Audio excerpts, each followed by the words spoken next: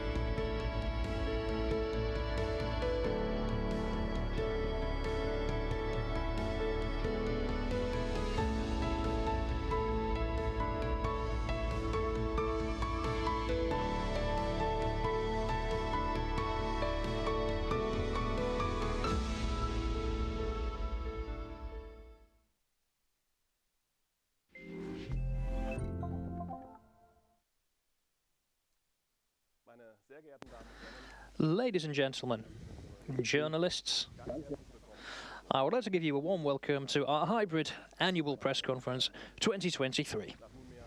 After what have now been 3 years, we are particularly pleased that we're able to welcome you here to Leverkusen in person today.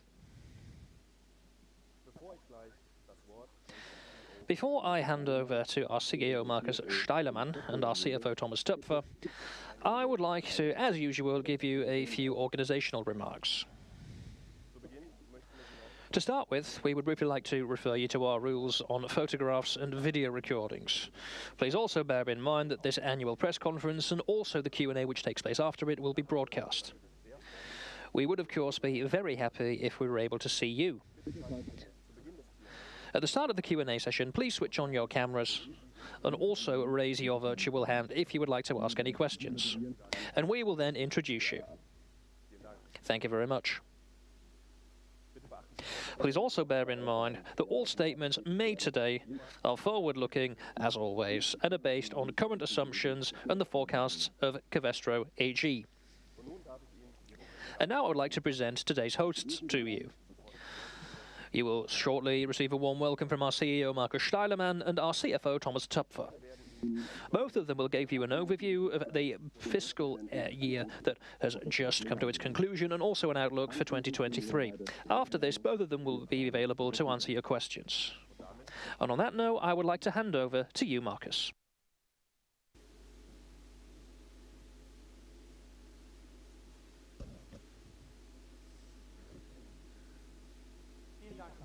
Thank you very much, Lars. Welcome, and thank you very much for attending today's annual press conference. Before we take a look at fiscal 2022 at Covestro, I'd like to say something about the current situation in Europe. Over a year ago now, the war of aggression against Ukraine began. The people there continue to suffer. We showed solidarity and continue to do so. Europe stands together. Overall, 2022 was a very challenging year. The energy crisis in Europe and the impact of the crisis, the weakened global economy and high inflation, recessionary developments in central markets, and last but not least, the COVID pandemic and the regional consequences which continue to exist. These global economic events had a major influence on our business in 2022. We countered these challenges and we pushed forward with our Sustainable Future strategy. We secured our long-term financing and added a green financing framework. Our free operating cash flow was clearly management through proactive working capital management. We made investments in energy efficiency ahead of time, and we produced in regions for the regions, and also became less dependent on global supply chains. Covestro is well positioned for sustainable growth. The circumstances were challenging, but we always had the right strategy as our response. In 2022, Germany and Europe were faced with the energy crisis. We reacted systematically. We reduced our energy requirements and improved efficiency. All of us worked together hard as a team. Let me give you an example. Chlorine production in Leverkusen. Chlorine is a key raw material for Covestro, and it's used in about 2/3 of our product range. Producing chlorine requires a lot of energy. It needs electricity, and the constantly rising prices of electricity drive the costs, of course. So an interdisciplinary team got together in Leverkusen in order to identify savings potentials in chlorine manufacturing. How does this work without reducing manufacturing capacities? Together, the colleagues developed a model to anticipate the development of electricity prices on a monthly basis so they can determine on which day and at what time of day it's best to operate the facility so that the production can be done at optimal prices. We also were able to say that the potential savings per week are in the mid-5-digit range. That's just one example, and I'm very proud that our colleagues showed a very strong team commitment, and they showed this commitment whenever and wherever they could. So they are driving new solutions and are moving in new directions. So I'd like to very clearly say thank you very much to our 18,000 employees worldwide. They do everything they can for Covestro day in, day out. 2022 showed once again that we are one. Of course, there were other measures that we took in 2022 in order to cope with the challenges. For example, a temporary switch in fuels at some sites. Office spaces were consolidated so that we could divert steam from heating to use in manufacturing. And we'll make use of all possibilities we have in order to further reduce our energy requirements. International markets and global demand were reduced as a result of these global challenges. Economic growth in 2022 was cut in half year on year. Growth in all key industries at Covestro clearly weakened. In construction, it was only 1.2% and was more than cut in half year on year. Furniture, in 2021, this industry grew by more than 8%, and in 2022, on the contrary, it shrank by 3.6%. Let's take electrical, electronics, and household appliances. Growth in 2022 was 4.9%. It wasn't even 1/3 of what it was year on year. Only in the automotive industry did growth double in 2022. It more than doubled. However, the momentum of growth for real e-mobility weakened. Overall, global development and weakening demand had an impact on our results. A similar development is what we expect for 2023, a continued decline in growth and demand. Despite these challenges, group sales hit a record value of 18 billion euros. However, our EBITDA was impacted negatively due to high energy and raw material prices and came in at 1.6 billion euros. So this was the first time that we had a net loss of minus 272 million euros. The reason for this are the exceptional impairments amounting to about 470 million euros. ROCE over our WACC comes in at minus 5 percentage points. But we have a strong liquidity base. Our free operating cash flow came in at 138 million euros, and despite the challenging environment, it is positive. 2022 made one thing very clear to us. The switch to renewable energy and focus on circular economy are more important than ever before. All of us have to tackle the global challenges together. Covestro will remain on this path. For example, by expanding our group control system to add a sustainability component, which is measured with regard to Scope 1 and Scope 2 greenhouse gas emissions.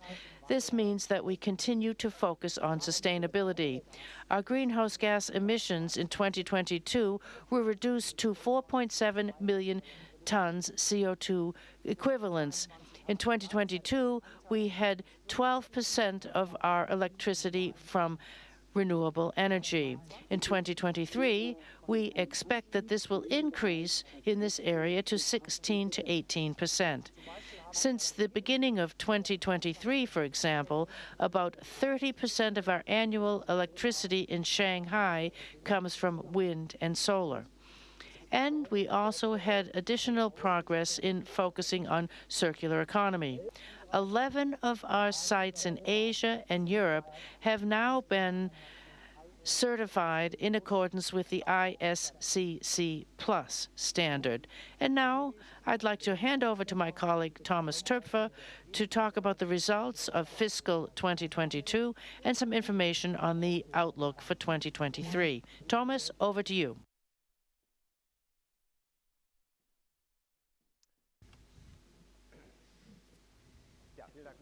Thank you very much, Markus. Ladies and gentlemen, I would also like to welcome you to this year's annual press conference.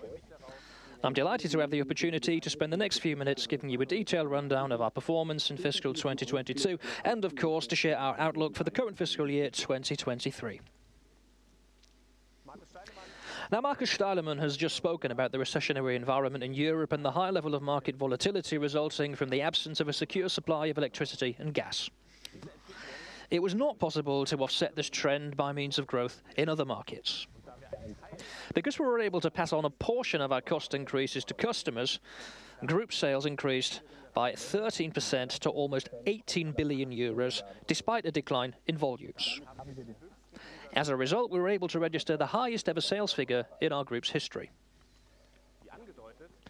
As I have just alluded to, however, we only managed to pass on a portion of the cost increases to our customers. The extremely high prices of energy and commodities thus led to a significant negative price delta between our selling prices and commodity prices. As energy and commodity prices continued to rise as the year progressed, we equally had limited room for manoeuvre for passing on this rise in costs. On top of this, we registered a negative volume effect of around 5%. Our bottom line EBITDA in fiscal 2022 came in at 1.6 billion euros, down from 3.1 billion euros in the prior year. The segment most affected by the negative price delta is Performance Materials. Due to the commodity character of its products, the segment is closely correlated to market demand. This limits our ability to pass on energy and commodity prices in a recessionary environment. And this is most clearly reflected in the sharp contraction in our EBITDA margin. Although sales increased in spite of these difficulties, EBITDA was down by 63% year-on-year, falling to 951 million euros. We expect 2023 to remain challenging for Performance Materials. As such, we forecast significantly lower EBITDA than that recorded in 2022. The Solutions and Specialties segment, on the other hand, due to its high level of specialization, benefited from closer customer relationships and a greater ability to pass on price increases. The superior resilience of this segment was reflected in an almost unchanged EBITDA margin. Despite a decline in volumes, strong sales growth also led to an improvement in earnings. An important operational lever in this context is the quicker-than-planned integration of RFM. For the current fiscal year, however, Solutions and Specialties will continue to face challenges despite a robust performance in 2022. That said, we currently forecast that EBITDA will remain stable and come in at more or less the same level as in 2022. The commercial performance of both segments saw overall EBITDA decline by around 50% to 1.6 billion euros. Moreover, in fiscal 2022, we were forced to take an exceptional impairment charge of 463 million euros. And on top of this came adjustments of deferred tax assets, which amounted to 255 million euros. These one-off items led to a negative group net income. As a result, in line with our dividend policy, we are not planning to pay a dividend for fiscal 2022. And for the same reason, no bonuses will be paid to board members or staff either. A look at free operating cash flow underlines the magnitude of the challenges we faced in the last fiscal year. The sharp decline in EBITDA was most pronounced starting from the second quarter. We countered this with consistent working capital management and were able to generate a positive effect of 312 million euros. Capital expenditure totaled 832 million euros. In fiscal 2022, we continued to invest, of course, in the maintenance and optimization of our plants and facilities to put our production operations on the best possible footing and to offer our staff a modern and safe place to work. We also invested in the expansion of our production capacity. As you can see on the chart, the income taxes we paid in fiscal 2022 amounted to 538 million euros.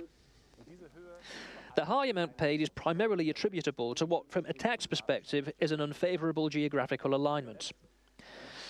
And last but not least, the other effects item on the chart refers primarily to the bonus payment for fiscal 2021, which was cashed in the second quarter of 2022. Overall, we thus recorded positive cash flow of 138 million euros for the full year. In order to further improve our liquidity base, we also continued to work systematically on our financing structure during the last fiscal year. I would now like to show you two examples of the measures that we took. In 2022, we successfully issued our first green euro-denominated bond. We are using the proceeds of the sale to fund sustainable projects that will have a positive impact on the circular economy and that, for example, are rooted in the field of renewable energies. The bond has a total volume of 500 million euros and clearly demonstrates that, even in a globally challenging environment, Covestro is consistently ensuring that sustainability remains firmly anchored in all of our divisions. Moreover, in October, we issued our first ever promissory note, the volume of which was approximately 650 million euros.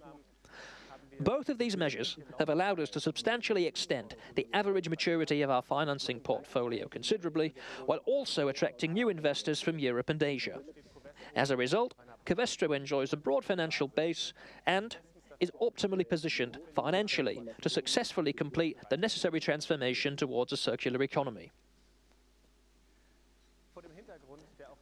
In the light of the challenging economic and geopolitical backdrop that has continued into 2023, Covestro has decided to issue a qualified comparative outlook for fiscal 2023 at this current point in time.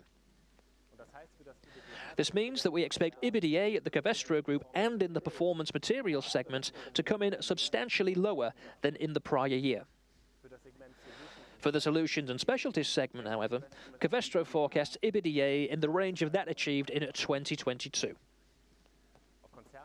At group level, and in the performance materials segment, Covestro projects that free operating cash flow will be significantly lower than it was in 2022. While for the Solutions and Specialties segment, on the other hand, we expect a substantial increase in free operating cash flow compared with 2022. Covestro projects that ROCE and the weighted average cost of capital will come in significantly below their prior year levels. Greenhouse gas emissions, as measured in CO2 equivalents, are expected to be in line with those recorded in 2022. In summary, the year 2022 was a difficult one for the entire chemicals sector, and this was no different for us either, of course. We had, and still have, countless global challenges to contend with. And we expect the current fiscal year to be characterized by major challenges as well. This applies to Covestro, just as it does to the entire sector in Germany. That said, we are well positioned financially and more than capable of tackling these challenges while simultaneously continuing to consistently pursue our strategy. For the rest of the outlook for 2023, I would now like to hand back to Markus Steilemann. Thank you very much for your attention, and Markus, back over to you.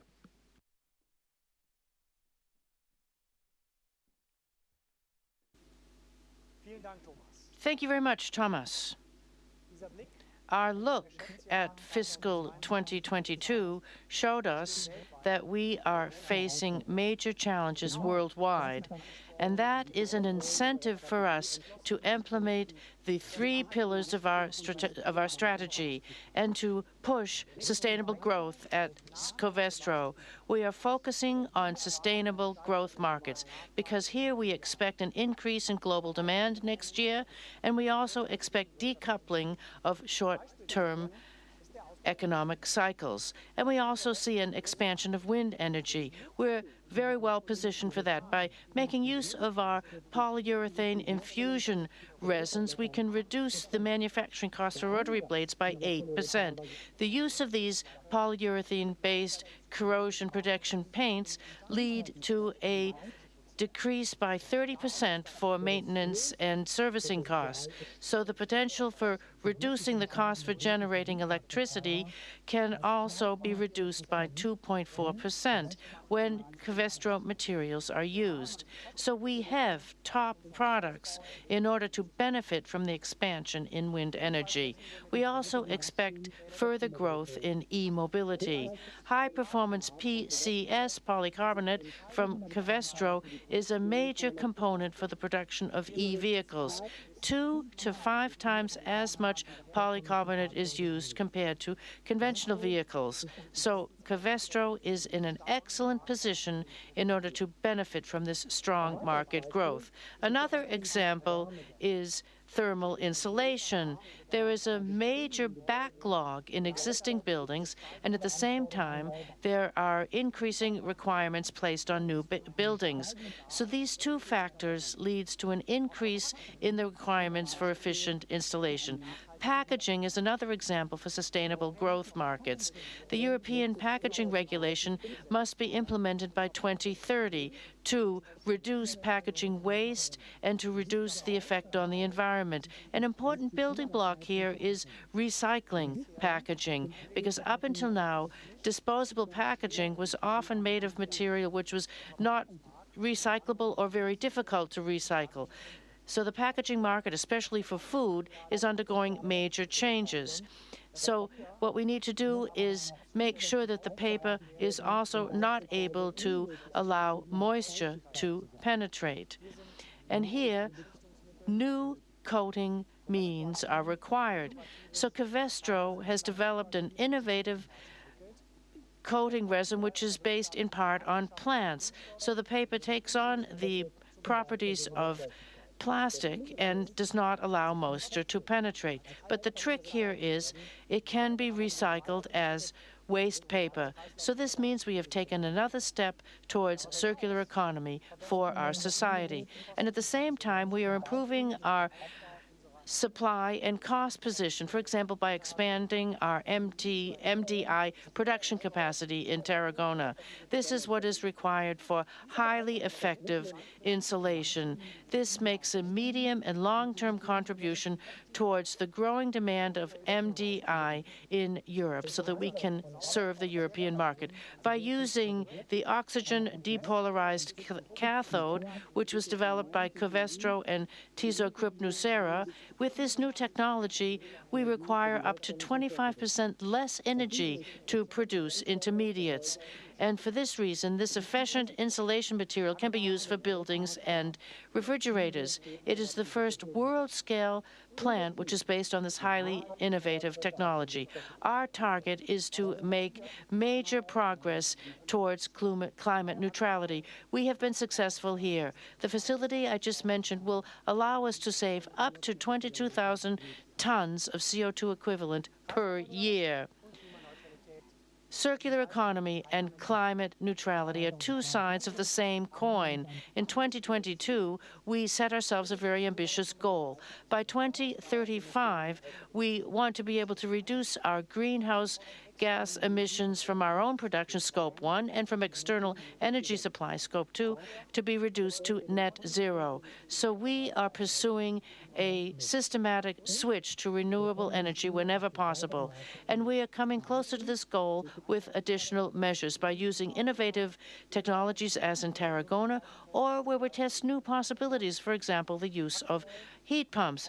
Right now, we are in the process of developing our Scope 3 goal. This is something that we will be announcing in the course of this year.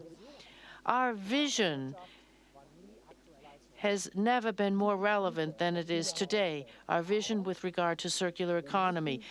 It is our response to many challenges, but we have to pull out all the stops to act sustainably and economically. What we see here is that that is not only us that's being called into question, that is being called on here. Circular economy is a goal and a task for all of society. Here we talk about recycling materials, but this is only a part of the solution. We have to identify the most important levers in order to push circular economy. Energy requirements need to be obtained from renewable sources at competitive prices. And here we have to have a pull incentive in order to give priority to circular products. Here, political incentives can help. For example, we can have recycling quotas or compulsory requirements with regard to sustainable contents and product labeling. Circular products reduce the carbon footprint and are part of the solution for many key industries. Product labels can also make this issue more well known to the customers and also increase trust and acceptance by consumers. Consumers have to be able to recognize circular products quickly and easily so that they will be more aware of this and it will increase demand. And here we also have to count on alternative raw materials and not only focus on recycling. Here we have to think about circular economy from the very beginning. And that's exactly what we have done with CQ. This stands for Circular Intelligence 2022, which is what we have begun with. This is a label which makes circular materials and technologies easier to recognize.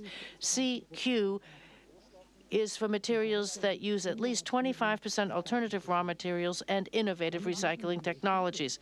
This makes it easier to decide in favor of sustainability and meet our requirement for sustainable solutions. At the same time, customers can reduce their own Scope 3 emissions and meet our own requirements and aim of becoming circular. In other words, we think of circular economy from the very beginning by producing products with alternative raw materials, with mass balance processes and climate-neutral products, and by using sustainable growth industries. Our goal is to offer all of our products with a climate-neutral version. We are switching production successively to the use of alternative and mass-balanced raw materials. Many sites have already been ISCC Plus certified, including North Rhine-Westphalia, in Belgium, China, or Thailand. The recognition factor as a result of CQ puts Covestro in the position of a pioneer once again. And now I'd like to make a slight digression and talk about the significance of circular economy with an example. This is something that we use every day, all of us. Mattresses. Every year in Europe alone, there are about 40 used mattresses. If you line them up like dominoes, you will have a route of about 8,000 kilometers. It's hard to imagine. It basically would take us from Leverkusen to Shanghai. This example shows us how important circular economy is and how we have to make it very clear what the potential sales volumes are for circular products. And that is the challenge that we have used as our incentive. CQ offers innovative solutions in order to push circular economy. The development of innovative recycling technologies is a central pillar of our commitment to circular economy and climate neutrality. With EvoCycle CQ, we see that both main components in soft foam for mattresses are brought together, and this allows us to come up with complete recycling for the main components in soft foam. So this makes it possible to have an intelligent solution to separate various PU foams, and this allows us to use these raw materials and have a much lower carbon footprint. We've gotten together with 10 other companies in a project called Circularize. So here we can follow the source of the materials through the entire added chain, value-added chain. What product has what sustainability attributes? How can these be traced and tracked through the entire added value chain? The answers to these questions are simple if we see ourselves as part of the value chain for sustainable growth. This is a good example as to how digitalization can push forward with the circular economy. We also continue to research alternative raw materials and recycling methods. For example, the use of industrial biotechnology. Microorganisms and enzymes are used in order to make the production of plastics more environmentally friendly and more efficient, recycling end-of-use products, plastic waste, and decomposition of man-made plastic. These methods and processes are much more environmentally friendly because they operate at lower temperatures and use less solvents. And they also are an important path towards circular economy. Let me summarize. Covestro has a stable position today in today's challenging environment. Our Sustainable Future strategy is bearing fruit and forms a strong foundation for our future development with our sound liquidity base. We are well positioned, and we will continue to exist in an extremely challenging environment, and we will have a successful transformation being pushed forward. We will focus on growth, high-growth future markets, and will be a pioneer towards circular economy, even in challenging times, because there is no alternative. Circular economy is key to combating climate change, and it has a huge market potential at the same time. But to achieve circular economy, the market, the customer, and the cycle all need to change together. Covestro is making a decisive contribution today with its innovative technologies. Thank you very much for your attention and for your interest. And now we're going to take a quick break, and we look forward to your questions in just a minute.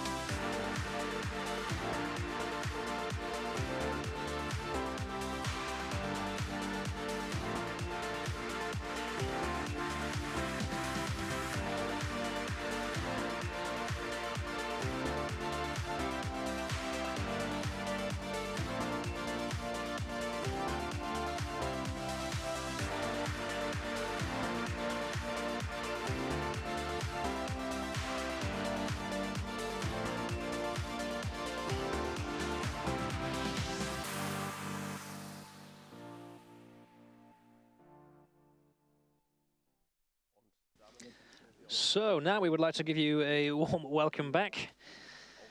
Thank you very much for your attention thus far. We will now open the Q&A session to ask you to listen to your questions and answer them for you. We have journalists here in Leverkusen and also people participating online.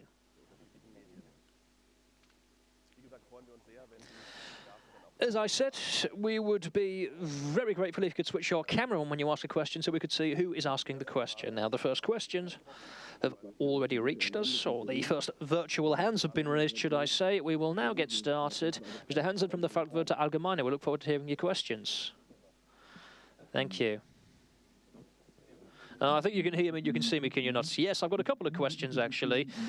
I'd like to know, because BASF a few days ago announced that their TDI production would be shut down here in Germany. What exactly does this mean for you? Because they were previously the largest producer. What about you when it comes to serving your customers here in the region? I would also like to know whether this sort of gives you a sense of direction. We spoke about costs before here in Germany, about your capital expenditure as well. And you announced a large investment in China. Perhaps you could give us a few examples here. I would also like to know, when it comes to greenhouse gas emissions, when you speak about lower demand, how come your greenhouse gas emissions won't decline when you're making your operations more climate compatible? Thank you very much, Mr. Jansen, for your questions. So let me start by speaking about TDI. Now, one of the things which is very important here is that when it comes to growth markets and TDI, we are firmly convinced of these aspects of our portfolio.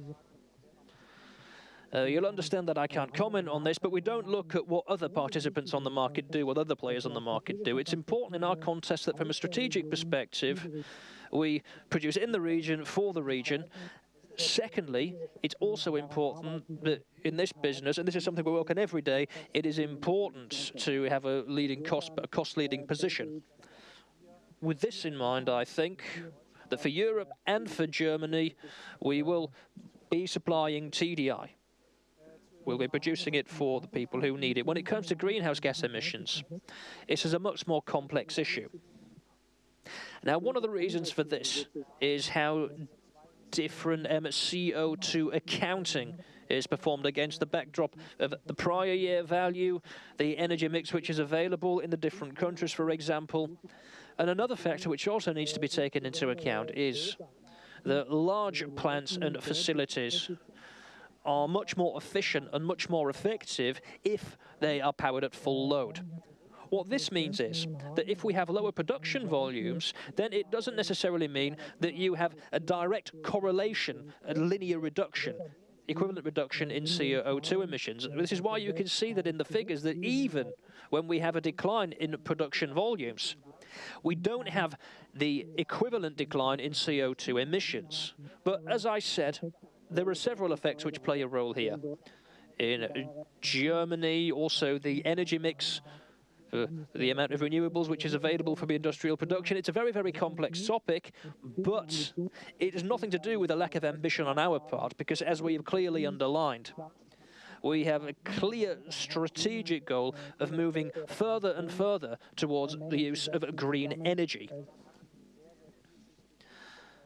There's a very multifaceted background to the entire issue. Now, you also asked about the investments in China. There is a product called MTPU, which is thermoplastic polyurethanes, in which we have invested. This cannot be connected with the TDI. This is a completely different product group. The same principle applies here. We are producing in the region, for the region. Thank you very much. The next question is Ms. Becker from the Börsenzeitung. We're delighted to welcome you here, Ms. Becker. Yeah, thank you very much, and good morning. I have a couple of questions as well about energy costs. Could you perhaps tell us what your energy costs were in 2022 and how much higher they were in the previous year, and also what your forecast is for energy costs for 2023? Could you also tell us about what the possibility, what it looks what it looks like when it comes to passing these costs on to customers. If you look at your Q4 report, you can see that in Performance Materials you had a price decline. So what do you anticipate here for 2023? Another question, free cash flow. You said you expect a substantial decline in 2023. Will it still remain in positive territory? Could you also tell me about the share buyback which you announced last year? Was it being completed? Did it take place? Or has it been put on ice for now? I'd also be grateful if you could tell us a little bit, say, about the write-downs on plants and facilities. Thank you very much. I think most of these questions are directed to me. Now, just remind me if I forget to answer one of the questions. We'll start with the write-down. Now, in my view, it's a very technically driven topic. Now, one of the reasons for this is that, as you quite correctly said, in the fourth quarter, the profitability of Covestro was significantly below average compared to our long-term average. Now, when it comes to doing the goodwill impairment tests and also the value of our plants and facilities where the auditors do, then they arrive at a lower cash value. Now, usually this means that you have an impairment on the value of these facilities. Now, of course, they will appreciate again when the economic background improves. So it's a question of the economic environment. The same also applies when it comes to the deferred tax assets. They are not lost when we generate profits. Then we are able to utilize the deferred tax assets. So I just wanted to put this into context for you. You also asked about cash flow. I think your question was whether it will be in positive territory despite the decline. And last year, I think we clearly demonstrated that we were very consistent when it comes to managing our cash flow. And with this in mind, I don't want to make any promises at this point, but as you probably know, our ambition is to ensure that in 2023 we generate positive cash flow again. How exactly this will be possible, this will be determined in the second half of the year when it comes to working capital management. Now, as you will have seen, we have been very successful in this, as we were last year. I'll just check if I've missed anything. Yes, the energy costs, of course. Now, last year, 1.8 billion euros was the energy cost. As you know, in the meantime, we had actually expected 2 billion, which shows that in the fourth quarter, energy costs actually declined. At the same time, however, and I think we made this clear, the margin is a result of supply and demand, which is why we were not successful in completely passing on all of the energy costs onto our customers, which is one of the reasons for the negative delta, which I mentioned earlier. Furthermore, for the year 2023, we expect energy costs to remain at a high level. We don't expect an increase anymore, but if you compare them to the prior year, particularly the first half of last year, it will not be possible to pass on these higher energy costs, these year-on-year energy costs to our customers. And this is the reason why, for the year 2023, when it comes to EBITDA, particularly performance and chemicals, we anticipate a decline in earnings. Another question, the share buyback program. That's right. Yes, that was your fourth question. Sorry about that.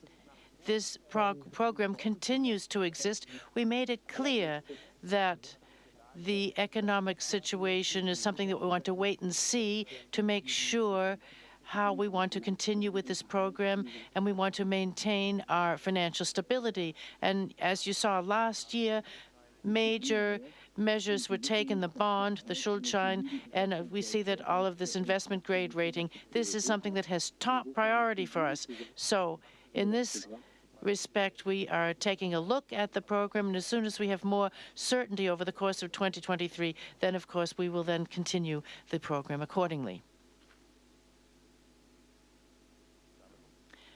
I think that we answered all your questions now. If not, ask later on again, Ms. Becker.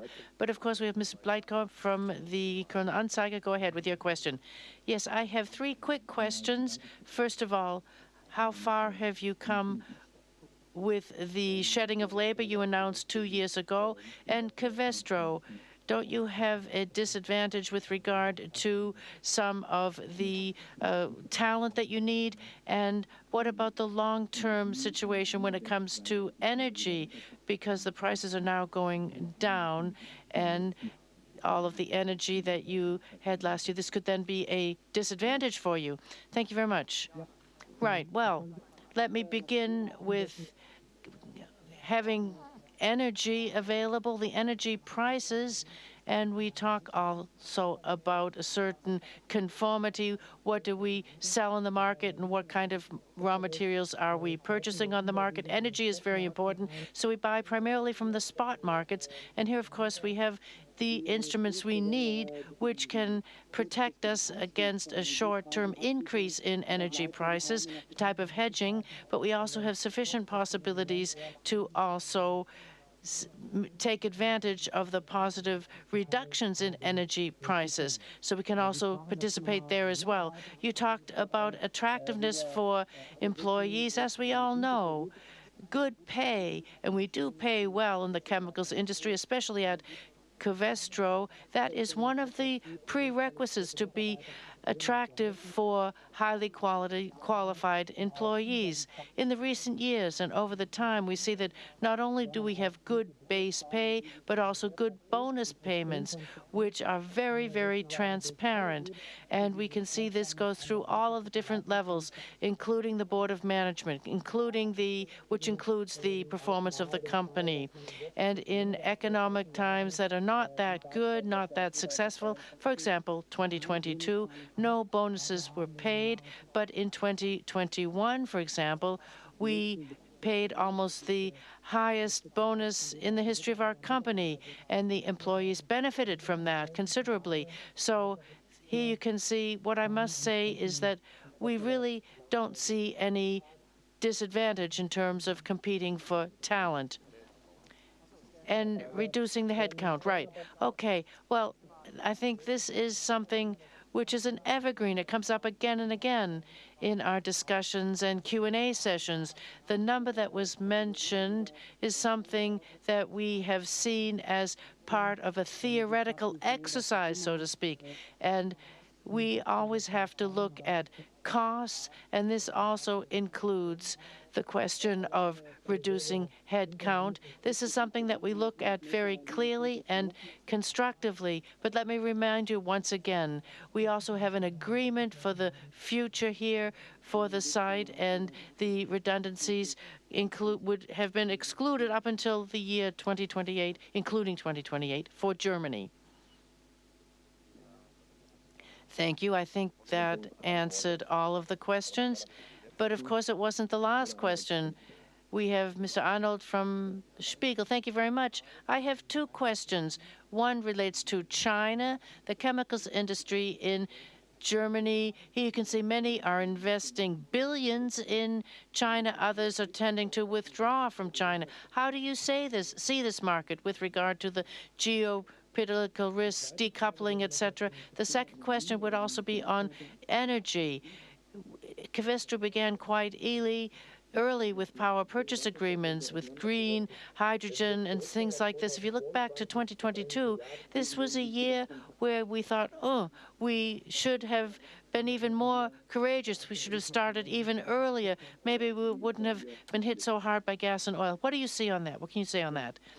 Well, Mr. Müller-Anholt, when it comes to China, one thing that's very important here is to see what significance China has worldwide for the chemicals industry. About 30% of sales worldwide in terms of chemicals go to China or are consumed in China. So China is the largest chemicals market worldwide. But at the same time, China is the largest export destination for the German economy, just to make that clear.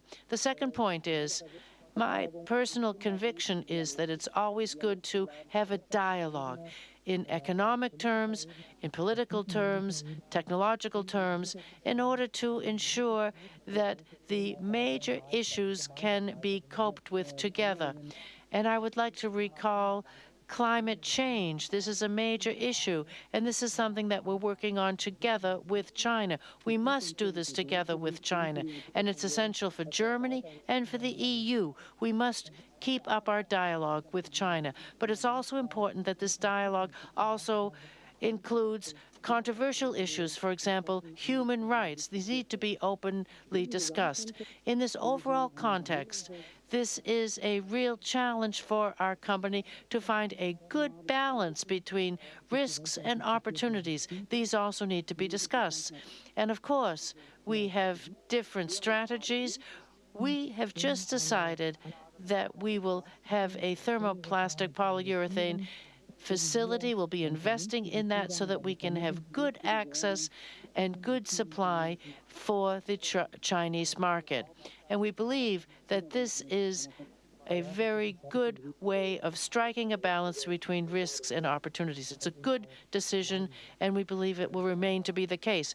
Now, the second question was the PPAs. Should we have been more courageous? Yes, maybe we could have been. That's a legitimate question with hindsight. But looking forward, and I'd like to say back in 2019, we had a contract concluded for 100 megawatt with Ørsted in Denmark. This was the largest global industrial contract with regard to PPAs. So I think we were indeed courageous. We continue to be courageous. 12% of our electricity was covered by renewable energy. 16 to 18% is our target for this year. So I believe that we are moving at maximum speed with regard to availability, costs, construction speed, etc. And in Shanghai alone, since the beginning of January, we've been covering 30% of our energy requirements or electricity requirements. It's a large site there with wind and solar. We see this as being very courageous, and I take this as a further incentive to be even more courageous.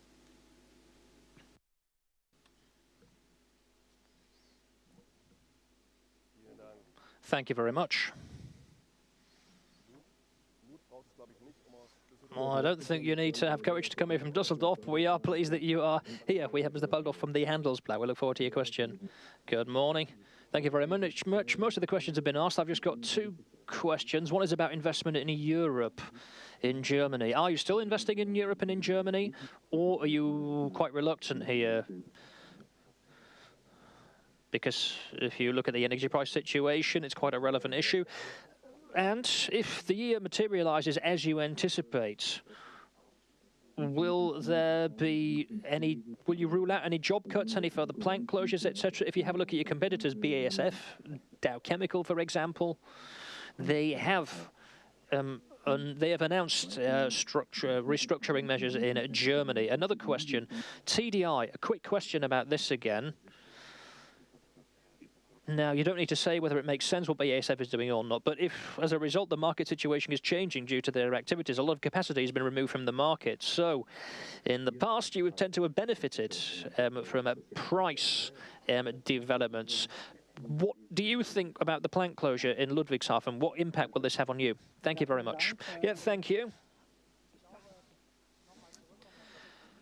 To go back to the topic of TDI, I would like to address this topic first.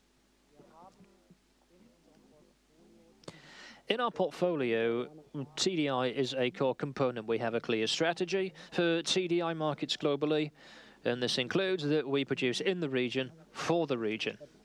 This is a long-term strategic alignment.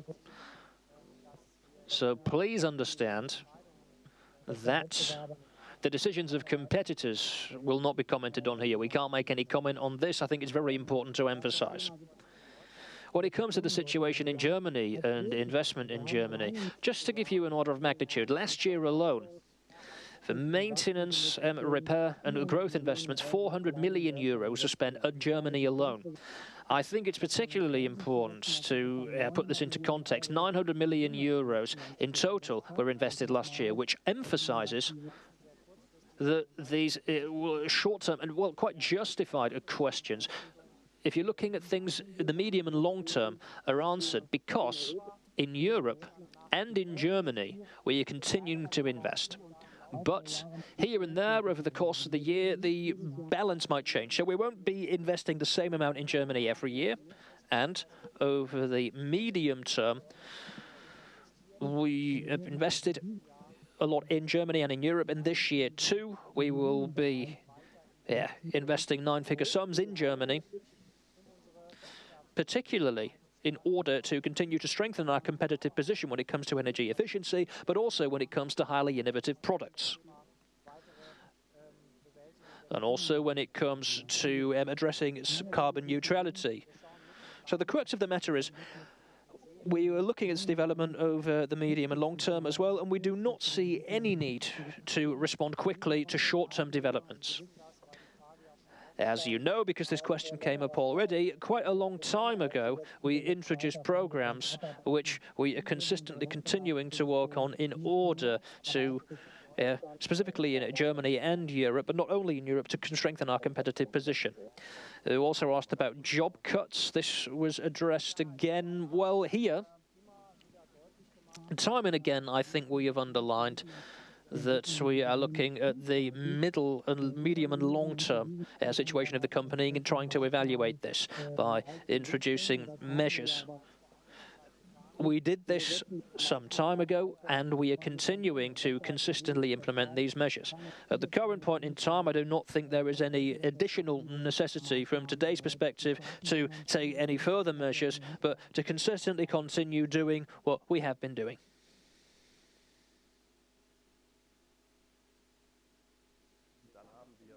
Now we have a question from Microsoft Teams in English. Tom Brown from ISIS. We have interpretation, which means we can answer the question in German, and we look forward to your question. Hi, Tom. Fire away. Hi, good morning, everyone. Sorry for being in person. I just had, just to continue on the TDI thing, I was just curious because when BASF had issues starting it up in 2015, that led to huge flight margins for Covestro, huge flight markets. Just more generally, do you expect any kind of profitability surge, or has the market in terms of supply shifted since 2016 in terms of global supplies, etc.? And then also, just on the MDI plans, is that still paused?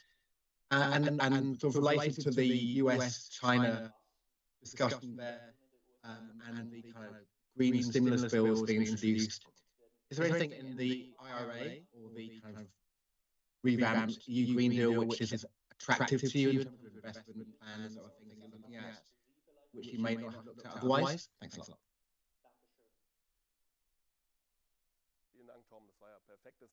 Thank you very much, Tom. That was perfect German for your introduction. Thank you very much, Tom.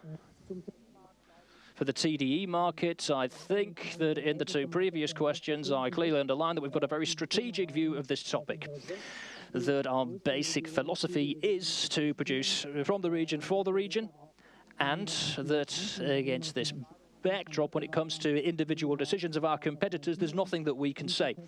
But if I broaden the horizons on this matter, we can very clearly see that due to the Inflation Reduction Act in the United States, due to the Green Deal in Europe, but also due to the economic stimulus in Asia and specifically in China, that there is a very different approach of individual states and regions when it comes to the demand situation in the markets. Now, I think what we have to say here quite fairly is that it's important that the Inflation Reduction Act is an incentives program. Now, this incentives program, at the end of the day, is nothing new. Now, this incentives program has been around for a number of years, also on a much larger scale in the European Union. However, the approach is significantly different. Now, the incentives in the United States are geared towards giving positive incentives to markets which are green, whereas it's wanted that non-desired technologies and non-desired markets are sanctioned, and that the hurdles for positive, the barriers for positive incentives in the desirable industries are quite high. so with quite high level of bureaucracy. And I think that this is where the key differences lie. It's not necessarily that it's not the level of the incentives. This isn't what makes a difference. It's a question of how exactly it's designed, so the design of the measures. Now, with China, and we saw this after the financial crisis in 2008 and 2009, the state relatively quickly set positive incentives for desired technological developments, which is why in all of the regions we believe that there are incentives, which in practice, however, are dealt with very differently. And I think, to be fair, what you have to say here is that the view of individual companies, the investment climate in some of the regions are much more positive than they are in other regions. Great, thank you.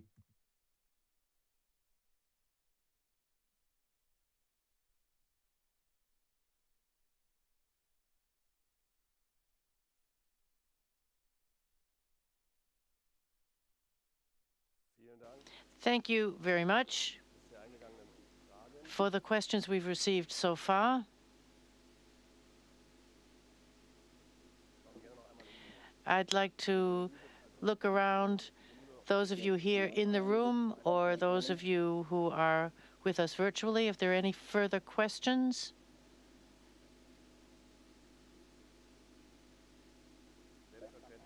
Of course, the team is available to you afterwards should you have any questions, so contact us at any time. And if there are no further questions right now for this press conference, then I would like to say thank you very much for joining us. Thank you, Markus. Thank you, Thomas. And we look forward to keeping in touch. Thank you very much for your attention.